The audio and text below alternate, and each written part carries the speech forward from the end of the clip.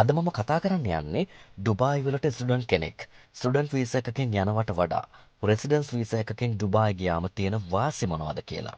UAE base company එකක legally work කරන්න පුළුවන් වගේම බිස්නස් එකක් වුණත් පටන් ගන්න පුළුවන්.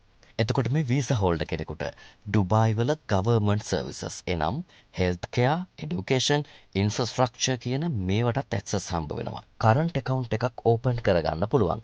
ඒ කියන්නේ ඔයාට ඇක්සස් හම්බ වෙනවා various financial services වලට. එතකොට මේ රෙසිඩන්ස් වීසා එකෙන් ඔයාට ඔයාගේ පවුලේ අයට, ඒ කියන්නේ ඔයාගේ දෙමව්පියන්ව, ඔයාගේ සහකරු හෝ සහකාරියව, එහෙම නැත්නම් ඔයාගේ දරුවන්ට ස්පොන්සර් කිරීමේ හැකියාව තියෙනවා. ඔයාට ෆ්‍රී වීසා සහ on arrival visa countries 50කට ආසන්න ප්‍රමාණයකට travel කරන්නත් පුළුවන්. ඒකට අවශ්‍ය සියලුම ඩොකියුමන්ට්ස් රාජගිරිය වීසා හවුස් අපි ඔයාට හදලා දෙනවා.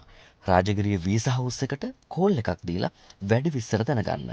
0114 472 472 074 288 68.